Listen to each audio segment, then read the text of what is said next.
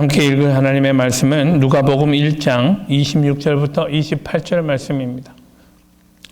여섯째 달에 천사 가브리엘이 하나님의 보내심을 받들어 갈릴리 나사렛이라는 동네에 가서 다윗의 자손 요셉이라 하는 사람과 정혼한 처녀에게 이르니 그 처녀의 이름은 마리아라. 그에게 들어가 가로되 은혜를 받은 자여 평안할지어다 주께서 너와 함께 하시도다 하니 처녀가 그 말을 듣고 놀라 이런 인사가 어찌함인고 생각하며 천사가 일러 가로되 마리아여 무서워 말라 내가 하나님께 은혜를 얻었느니라 보라 내가 수태하여 아들을 낳으리니 그 이름을 예수라 하라. 저가 큰 자가 되고 지극히 높으신 이의 아들이라 일컬을 것이요 주 하나님께서 그 조상 다윗의 위를 저에게 주시리니 영원히 야곱의 집에 왕 노릇하실 것이며 그 나라가 무궁하리라. 마리아가 천사에게 말하되 나는 사내를 알지 못하니 어찌 이 일이 있으리이까. 천사가 대답하여 가로되 성령이 내게 임하시고 지극히 높으신 이의 능력이 너를 덮으시리니 이러므로 나실 바 거룩한 자는 하나님의 아들이라 일컬으리라.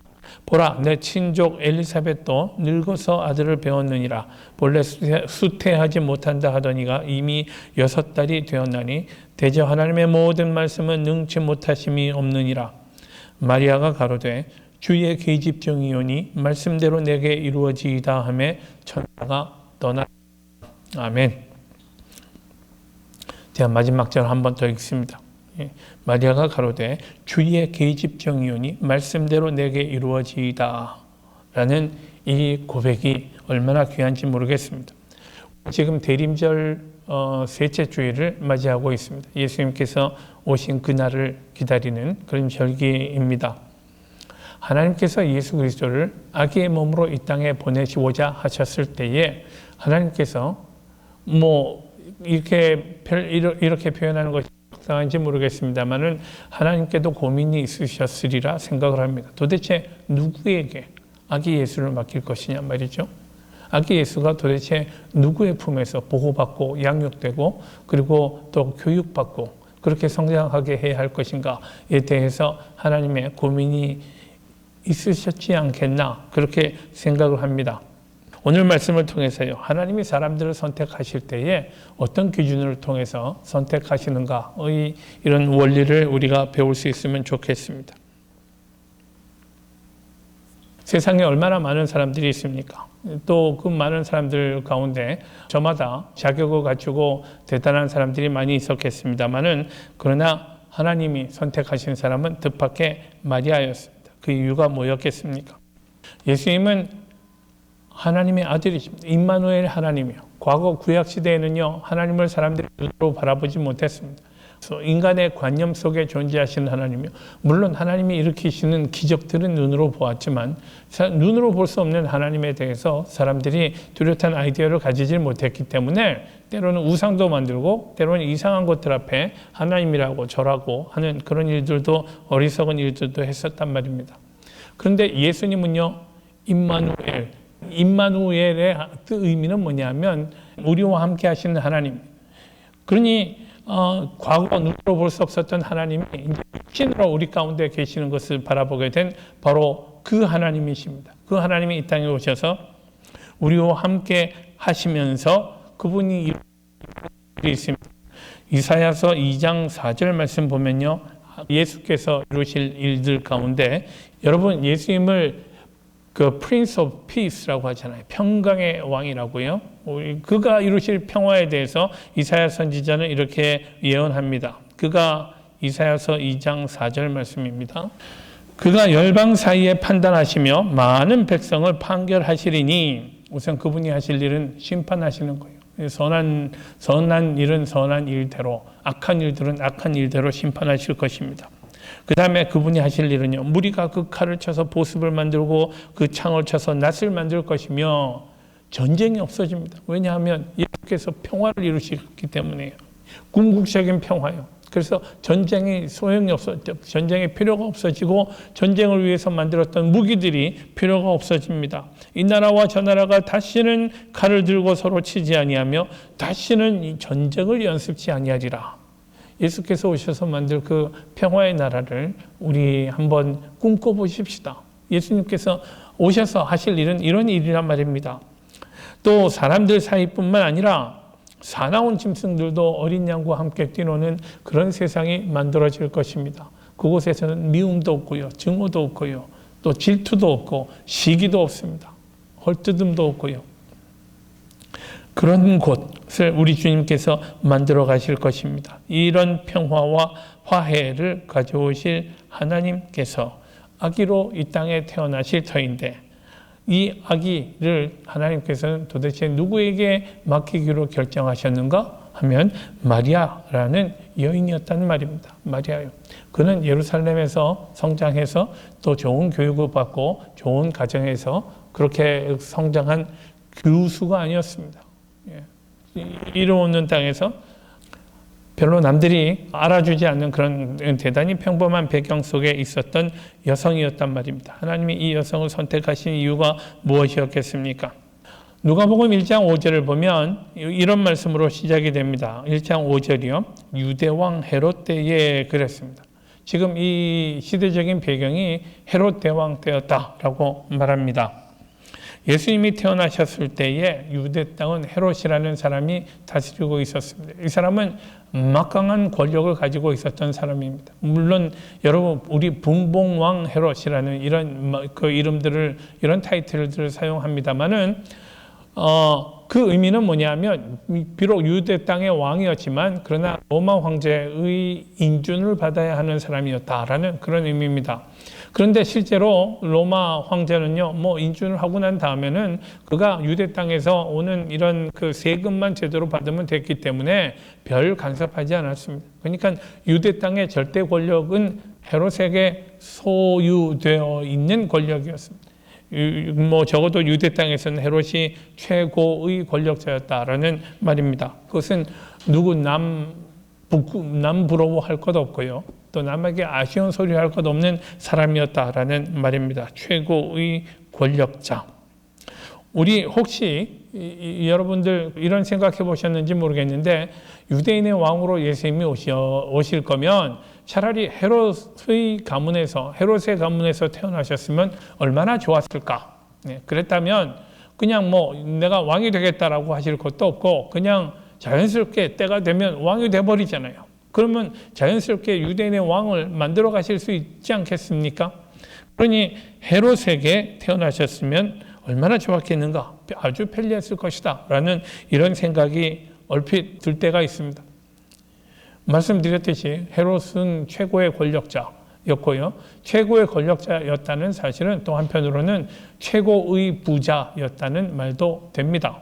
여러분, 헤롯에게는 왜냐하면 세금 징수권이 있었거든요. 그러니까 자기가 필요할 때마다 세금을 징수해서 쓰면 자기 필요를 채울 뿐 아니라 그가 부자가 되는 것은 문제도 없는 일이었습니다. 권력이 있죠. 부가 있죠. 또 그는 왕이니까 군대를 그가 마음대로 다스릴 수 있었습니다. 그러니까 무력이 있었습니다. 그러니까 사람들이 중요하게 생각하는 것 모조리 그는 한 몸에 가진 사람이었다는 말입니다.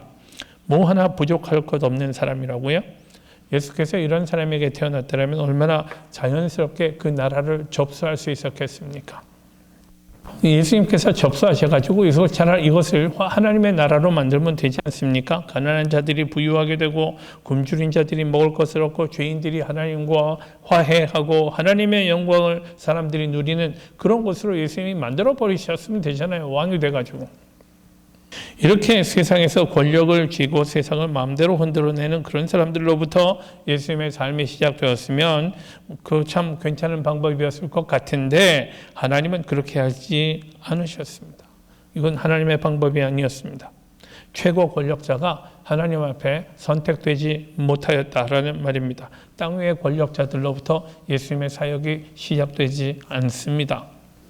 우리가 예수님을 그리스도라고 고백할 때요, 우리는 예수께서요, 그리스도 앞에는요, 정관사가 붙습니다. The Christ요. The Christ. 그 마태복음 16장 16절이죠. 베드로가 예수님에게 신앙을 고백합니다. 예수님이 너희는 나를 뭐라 하느냐? 사람들은 나에 대해서 이렇게 저렇게 얘기들을 많이 한다고 하는데 너희들은 나를 누구로 하느냐? 라고 예수님이 물으셨을 때 베드로가 했던 대답은 주는 그리스도시요 살아계신 하나님의 아들이십니다. 라고 대답했습니다. 근데 이건 우리말이고요. 이것을 그릭 성경을 그대로 번역한 영어 성경에는요, 그릭어에도 정관사가 있어요. 하는 거예요. 근데 영어에서는 the죠, 그죠? 이걸 영어로 그대로 번역하면 You are the Christ and the Son of Living God 이라는 이런 말이 됩니다. 이 앞에 the가 있단 말이죠. the의 역할이 뭡니까? 바로 그분이요. 다름 아닌 그분. 그 세상 그 누구도 아니고 오직 바로 그분이란 말입니다.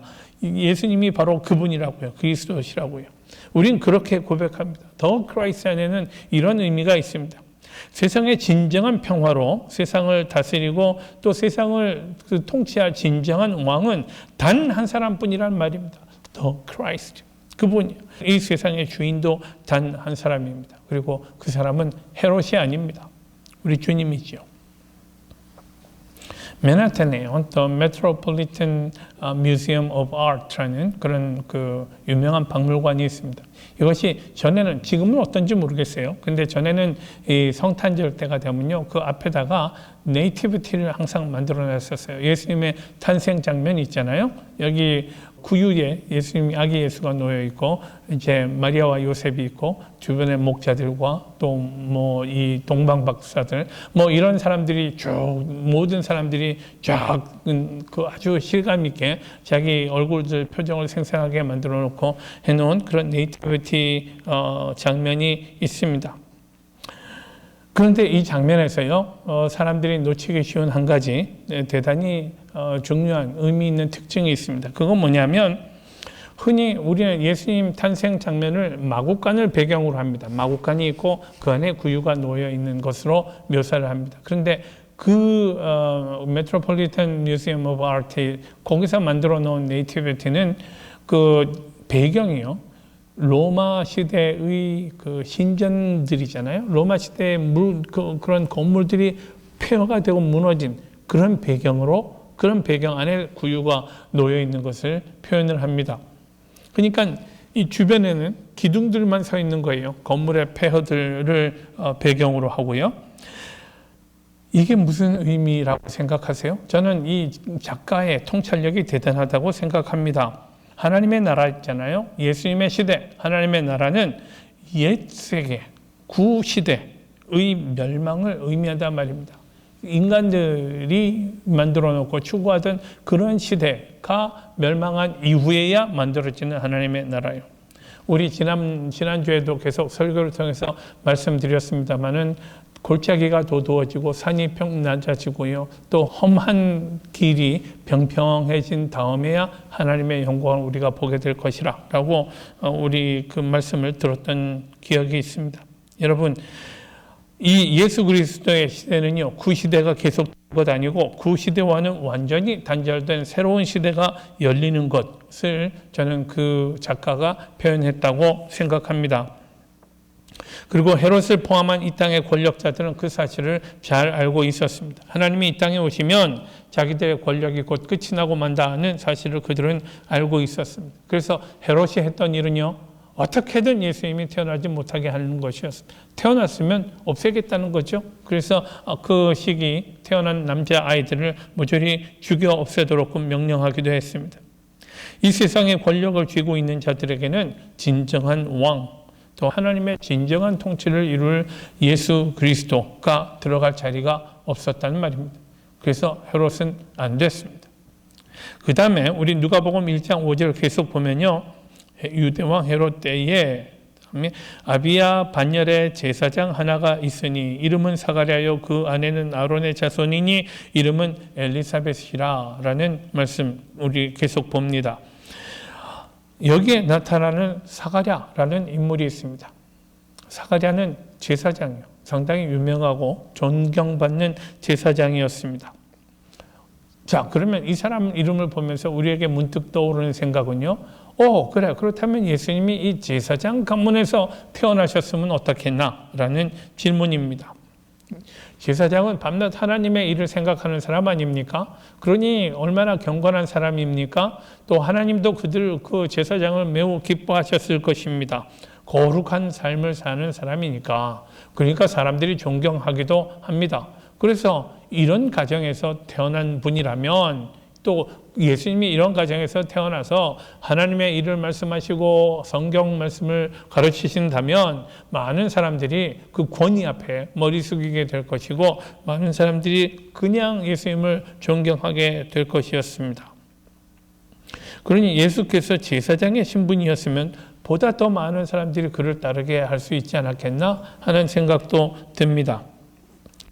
계속 사가랴의 형편을 좀 보십시다. 그의 아내는 엘리사벳이고 엘리사벳은 아론의 그 후손이었다고 합니다. 그도 역시 제사장의 딸이었다는 말입니다. 이 두 사람은 하나님 앞에 의인이었고 하나님의 계명과 율법을 흠없이 지키던 사람들. 그래서 모든 사람들이 다 존경에 마지 않던 사람들이었습니다. 그런데 이 가정에 어려움이 하나 있었습니다. 아이가 없었다는 사실이 그들에겐 굉장히 큰 고통이었을 것입니다.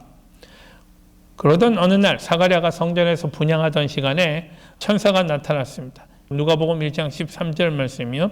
천사가 말합니다. 사가랴여 무서워 말라. 너의 간구함이 들린지라. 내 아내 엘리사벳이 내게 아들을 낳아주리니 그를 요한이라 하라 했습니다. 세례 요한이요. 세례 요한이 이렇게 태어납니다. 그런데 그러니까 이제 천사가 사가랴에게 네가 어디로 낳을 거야 라고 말을 했는데요. 사가랴가 이때 대답하는 모습을 한번 보십시오. 그의 한계가 여기서 드러납니다.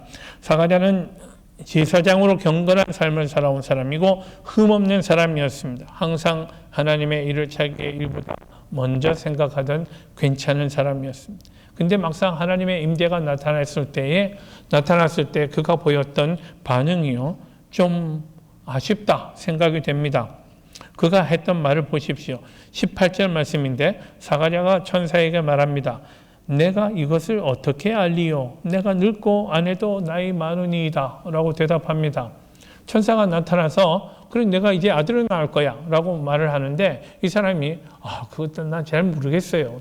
나도 그렇고 내 아내도 그렇고 나이가 이렇게 많은데 어떻게 그런 일이 일어나겠습니까? 하면서 증거를 보여주세요. 그렇다면 이 불가능한 일이 일어날 거라는 증거를 보여주세요 라고 말하는 거죠. 여러분 가장 신앙적이고 하나님 앞에 가까이 있다라고 사람들이 간주하던 그렇게 사람들이 생각하던 그런 사람이 이렇게 불신을 드러낸 것입니다. 난 잘 모르겠어요 라고요. 그래서 천사가 다시 말합니다. 보라 이 일이 되는 날까지 내가 벙어리가 되어 능히 말을 못하리니 이는 내 말을 내가 믿지 않으리라. 지금 천사가 와서 농담하는 거 아니잖아요. 지금 하나님의 말씀을 전하고 있는데 그는 아멘 하지 못했던 것입니다. 헤롯에게는 새로운 왕의 탄생이 자기의 권력을 위협하는 소식이었고 그래서 그는 견딜 수 없었습니다. 또 사가랴에게는 믿음이 부족했습니다. 그래서 하나님은 당신의 아들 예수 그리스도를 헤롯에게도 맡기지 않았고 사가랴에게도 맡기지 않았습니다. 이제 하나님의 놀라운 선택을 보십시오. 하나님은 메시아를 궁정에서 태어나게도 하지 않으시고 성전에서 태어나게도 하지 않으셨습니다. 그리고는 권력과는 상관없는 곳, 사람들의 존경을 받지도 않는 곳을 택하셔서 예수 그리스도가 그곳에서 태어나게 하셨습니다. 동정녀 마리아. 아무도 마리아를 부러워하지 않았고 사람들의 이목을 끄는 사람도 절대 아니었습니다. 그는 그저 평범한 시골의 여성이었습니다. 남들보다 더 나은 것도 없었고 권력이 있었던 것도 아니고 종교적으로 존경받는 자리에 있었던 것도 아닙니다. 그런데 천사가 일러주는 말을 듣고 마리아가 한 대답을 보십시오. 저는 여기에 마리아의 비범함이 있지 않았나. 남들보다 다른 굉장히 평범해 보이고요. 별로 눈에 띄는 거 없는 그런 여성이었지만 그러나 하나님이 선택하신 데에는 그만한 이유가 있지 않겠습니까? 그 이유가 저는 38절에서 드러나고 있다고 믿습니다. 38절 보십시오. 그가 말합니다. 주의 계집종이오니 말씀대로 내게 이루어지이다. 주의 계집종이오니 말씀대로 내게 이루어지이다. 저는 주의 종입니다. 하나님의 말씀이 내게 이루어지는 것을 저는 원하고 또 그렇게 되면 좋겠습니다. 라고 대답을 합니다. 저는 순종하겠습니다. 라는 뜻입니다. 이 얼마나 엄청난 의미를 갖는 말인지 우리가 알아야 할 필요가 있습니다. 여러분, 당시 사회에서 여성이 결혼하지 않은 상태에서 아이를 낳는 일이 얼마나 위험한 일인지 여러분 알고 계실 것입니다. 일생 동안 이 일로 사람들로부터 질시당하게 될 것입니다. 모욕당하게 될 것입니다. 심지어는 죽임을 당할 수도 있습니다. 요한복음에서 보면요, 요한복음에 예수님이 나사렛을 찾아가셨을 때 나사렛의 그 동네 사람들이요, 예수님을 가리켜서 이는 마리아의 아들 예수가 아니냐라고 말하는 부분들이 있습니다. 아니, 그의 아버지는 요셉인데 왜 마리아의 아들이라고 불렀겠습니까? 거기에는 아버지가 누구인지 잘 모르겠다는 그런 의미도 있습니다. 그 지역에 냉소하는 사람들 있잖아요. 믿지 못하는 사람들. 그러니 이런 모욕을 당하고 질시를 당하는 그런 인생을 살아야 할 것이었습니다만은 그럼에도 불구하고 마리아는 말합니다. 하나님의 뜻이라면 저는 좋습니다. 예, 하나님 마음대로 하세요. 저는 순종하겠습니다. 라고 그렇게 고백합니다. 나는 약하고 보잘것없는 존재입니다. 그러나 하나님께서 나를 통해서 이루고자 하시는 일이 있다면 주여, 주 마음대로 주님 뜻대로 저를 쓰십시오. 라는 고백이었습니다. 위대한 믿음 아닙니까? 자기는 어찌되든 상관없고 다만 주님의 일을 위해서 쓰임받으면 오케이라고 하는 이런 믿음의 표현입니다. 누가복음에서 말하고자 하는 바는요, 하나님께서 마리아를 통해 메시아에게 나게 하셨던 이 일은 사람들에게 권력이 있는가, 또 사람들이 남들에게 존경받는 지도자인가 하는 것이 중요하지 않다라는 선언이라는 의미입니다. 하나님에게는 이런 거 다 중요치 않습니다. 다만 하나님께 중요한 것은 믿음입니다. 순전한 믿음이에요. 내가 약하고 내세울 것 없는 시시한 존재라 해도 우리 주님께서 하실 일에 대한 내 믿음이 내 안에 있는가? 나에게 하나님 나라의 꿈이 있는가요? 하나님께서 나를 통해서 이루실 한 그 감사가 있고 감격이 있는가? 하나님은 그것을 보신다는 말입니다. 이것이 우리 인생의 제일 중요한 문제 아닙니까? 하루하루 열심히 사는 것, 하루하루 우리 주님께서 주시는 꿈 없이 산다면 그 인생에 무슨 의미가 있겠습니까? 하나님 나라에 대한 진실한 열정을 가지고 있는가? 이것이 중요합니다. 우리는 사람을 볼 때 그것을 보신다. 예수님께서요, 제자들 하나씩 12제자들을 부르실 때에 내가 너를 사람 낚는 어부가 되게 하리라, 나를 따라오너라 할 때에 예수님이 이 사람이구나 하고 보시는 안목이 있으셨겠지요. 그죠? 우리가 알 수 없는 그런 부분이 있었을 것이라고 생각을 합니다. 근데 예수님이 그렇게 말씀하시는 사람마다 다 그렇게 됐잖아요. 그랬더니 야고보와 요한 같은 사람들은요, 자기 배를 내버려 두고 자기 아버지도 내버려 두고 예수님을 즉시 따랐다고 했습니다. 주저함 없이 따랐다고요. 순종하는 거예요. 하나님 나라에 대한 꿈이 우리 안에 심어졌을 때에 그것을 향해서 내가 주저없이 나아가는 그런 믿음을 하나님이 귀히 여기시는 것 아닌가 생각합니다. 하나님 나라를 귀히 여기고 사모하는 사람, 그 사람에게 하나님은 귀한 것을 맡기시더라. 하나님이 귀히 여기시는 그 예수 그리스도, 아기 예수를 맡기신다는 교훈을 우리가 오늘 발견하면 좋겠습니다. 하나님께서 베들레헴의 어느 마구간에서 마리아를 통해서 나게 하신 예수 그리스도, 그분은 온 인류를 위한 기쁨의 좋은 소식이 되셨습니다. 하나님께서는 자기의 권력을 의지하고 종교적인 권위를 믿고 있는 사람들과는 상관없이 오직 하나님의 뜻을 이루고자 헌신했던 마리아를 통해서 메시아가 세상에 오게 하셨습니다. 세상의 권력을 가진 사람들이요, 지위를 누리고 있던 사람들은 그를 배척하고 죽이려고 하였지만 하나님의 능력은 사람들의 능력과는 같지 않습니다. 사람들이 어떻게 감히 하나님이 하시는 일을 대적할 수 있겠습니까? 사람들이 죽인 예수를 하나님께서 다시 살리시고 우리에게 다시금 복음의 능력을 보여주지 않으셨습니까? 이 하나님의 아들이 온 세상에서 기다리는 모든 사람들에게 오셨습니다. 그리고 그분은 앞으로 또다시 오실 것입니다. 오직 우리 주님 예수 그리스도께서 우리를 사용하실 수 있도록 우리에게 그런 믿음이 있기를 원합니다. 주님이 쓰실 만한 믿음이 있기를 원합니다. 나에게 고난이 오고 어려움이 닥친다 해도 그래도 주의 말씀대로 제게 이루어지기를 제가 원하나이다 라고 고백하는 이 믿음이 우리에게 있기를 원합니다. 그래야 하나님의 뜻을 우리 삶을 통해서 이루어드리는 그런 도구가 될 수 있지 않겠습니까? 우리 모두가 이런 축복을 누리는 귀한 축복의 계절 되기를 바랍니다.